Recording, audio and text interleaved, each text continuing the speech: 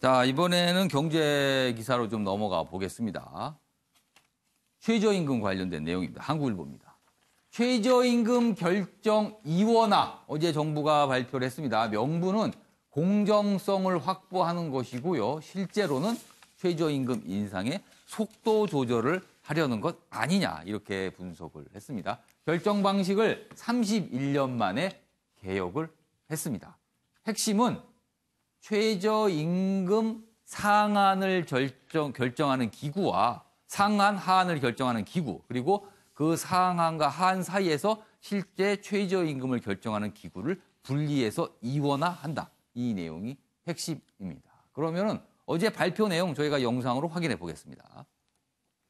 정부는 관여하지 않고 객관적으로 전문가들이 구간을 설정하고 노사 공익위원들이 모여서 결정하도록 하겠다라고 최저임금 당사자인 그 노동자의 의견이 제대로 반영되지 않고요. 그러다 보면은 최저임금이 제대로 오르지 않는 그런 부작용이 나타날 수가 있습니다. 최저임금이 사회적 전반에 미치는 영향이 막대하기 때문에 이 구간설정위원회에는 국회에서 차라리 이 부분을 추천하는 것이 맞다고 생각합니다. 지금까지 그동안 최저임금을 결정하는 과정에서 충분한 의견 수렴이 안 되는 거 아니냐 이런 지적이 나와서 정부에서 이제 대책을 마련한 겁니다. 최영철 편집위원, 어떤 의미가 있을까요? 정부가 실제로 최저임금 인상에 폐해를 인정한 것이다. 결국에는 요즘 보십시오. 불 꺼진 편의점이 늘고 있습니다. 원래 24시간 해야 되는 편의점이 불을 끕니다. 왜냐하면 인건비를 감당하지 못하기 때문에. 저희가 이렇게 탁상공론을 할 수도 있지만 실제로 지금 현장의 소상공인들은 정말 어렵답니다. 제가 밥 먹으러 갈 때마다 그리고 편의점에 들을 때마다 그분들한테 제가 꼭 한마디씩 물어보거든요. 어떻습니까? 전부 다 사람을 줄여야 된다. 정말 사람 쓰는 장사는 이제 어렵다. 한 목소리를 말씀하고 계십니다. 그것을 이제 정부가 인정을 한 거고요. 그러니까 근데 지금 너무 올라 버렸어요, 실제로. 그런데 이제는 정부가 속도 조절을 좀 하겠다는 의지의 포석인 것 같고 어쨌든 정부가 현상을 제대로 살피면서 정책을 짜야 한다. 결국에는 잘못된 것은 또 인정도 할 수 있어야 하고 자꾸 돌아보는 정책을 만들어야 된다. 그렇게 봐야 되겠습니다. 그렇다면 여기 한국일보 제목대로 명분은 좀 공정성, 다양한 의견을 더 공정하게 받아들이겠다라는 거지만 실제로는 조금 속도를 좀 조절해 보겠다. 이런 의미가 담겼다는 이런 분석을 해 주셨네요. 알겠습니다. 자, 이번에 다음 기사로 넘어가 보죠. 이번에는 해외 소식이기도 하고 우리와도 또 관련된 소식이기도 합니다. 여기 보면요.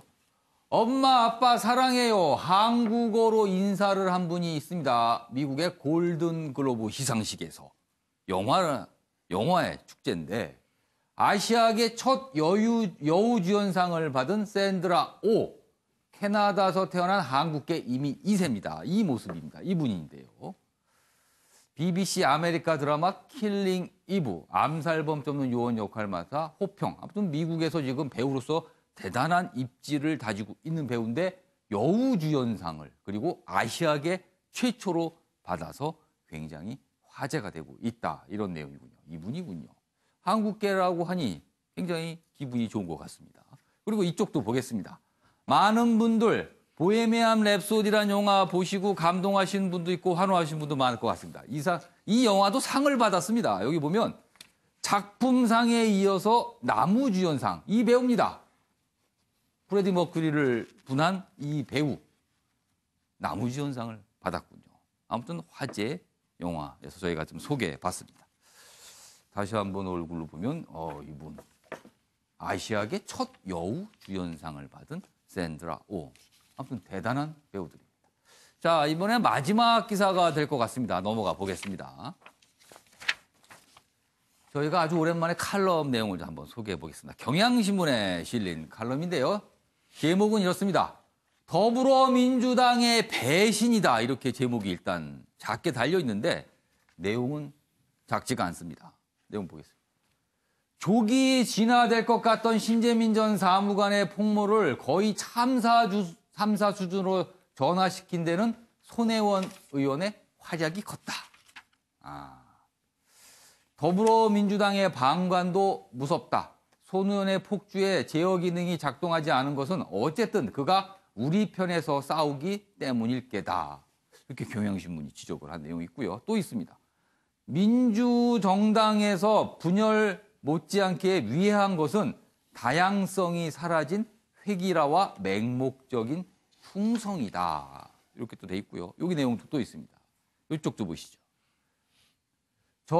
전당대회 기간에 당이 청와대를 견제하지 못하고 친북해서는 안 된다고 목청을 높이던 초선 의원들도 요즘은 조용하다. 이렇게 지적을 하면서 제목을 더불어민주당의 배신이다라면서 요즘에 여당 상황에 대해서 지적을 하고 있습니다. 배재정 전 의원님, 이 지적 어떻게 생각하십니까?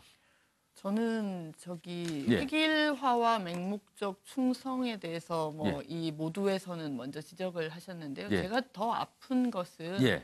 중간 부분에 보면 민주당은 무기력했다, 태만해졌다 이런 부분들이 참 아픕니다. 그러니까 집권 여당으로서 국민들 삶 속에 깊이 들어가서 적극적으로 역할을 하시려고 물론 노력을 하셨습니다만 그렇게 비치지 못했다는 이야기 같거든요. 저희가 더 노력해야죠. 지금 이제 경제가 어렵다는 말씀들을 많이 하시고 그래서 또 지지율이 내려가는 그런 이제 상황에 있기도 한데 저도 지역에서 시장이든 현장을 다녀보다 보면 정말 아픈 말씀을 많이 듣습니다. 저희가 조금이라도 태만하고 무기력한 면이 있다면 저는 정말 다시 털고 신발끈을 매야 된다고 생각하고요.